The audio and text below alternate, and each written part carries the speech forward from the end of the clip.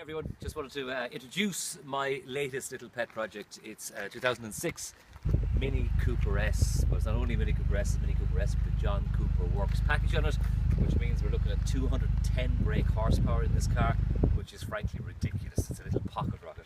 I like to affectionately call it the little car that can. 0 to 60 about 6.6 seconds. And absolute little monster on the road. Really do love it. Things to watch out for when buying this car: you need to make sure the strut mounts have been looked at. They are inside the engine. I'll show you those now in a second.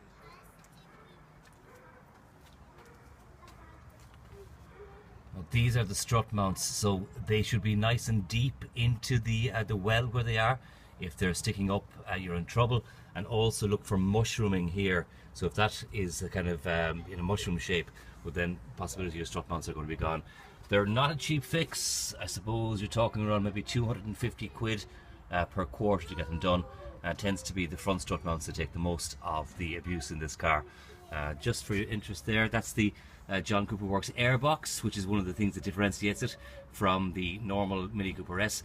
And also down here, I don't know if you'll be able to see it, but there's a reduced pulley down here, which is one of the ways that they actually make the car more powerful. How exactly? Hey, don't ask me.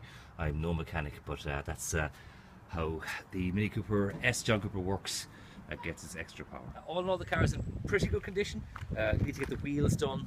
They have been badly curbed by the previous owner, so that's something we're going to do in the not too distant future as well. So we're going to start her up and give you a little listen to the exhaust. It's got a Miltech Sports exhaust on it, which really does transform the sound and makes it amazing.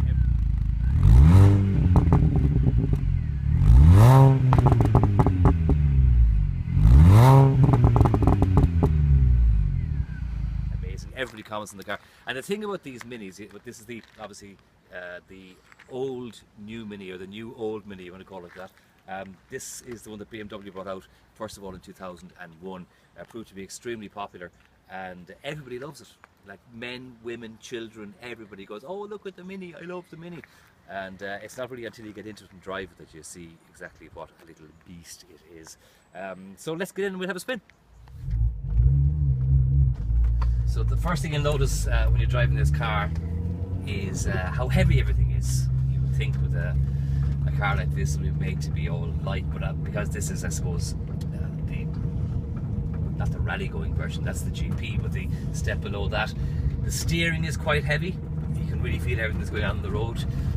The clutch is heavy, and the gearbox is quite notchy and clunky, in a really good way though, and really enjoyable to drive. What you have as well is in the engine, because it has the supercharger on it, at between 3,000 and 4,000, or sorry, between 4,000 and 5,000 revs, a cowl opens up in the engine. It's to do with something that's attached to the ECU, is attached to the air intake, and it feels like an extra boost. So you have the supercharger, and then you have this extra boost on top of it between 4,000 and 5,000 revs. Now I think that's something to do with the John Cooper Works system. But not being an expert in these things, I'm not 100% sure. But an absolute blast to drive. So we'll get out on an open road in a second now, and I'll give you a little example of what it is. Yeah. You can hear the howl from that exhaust, at least I hope you can anyway. Gorgeous. And it really is just like a little go-kart. Although it is front-wheel drive, it's really hard to lose. There's no torque steer, and it just goes around corners like the proverbial train, like it is on rails, and makes you feel like a much better driver than you actually are. Well, it makes me feel like a much better driver than I actually am anyway. But it's a whole heap of fun.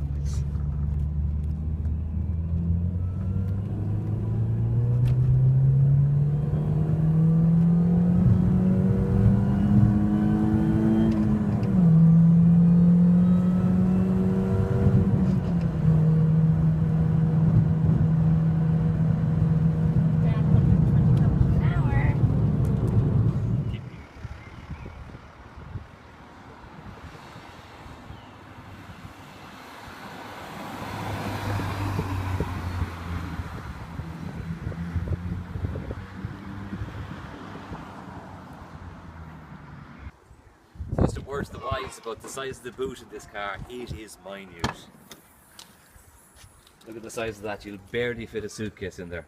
So if you have kids, or if you're planning to have kids, you might want to stay away from this particular car. Mind you, that being said, you can collapse the back seats, and it does make for quite a bit of space.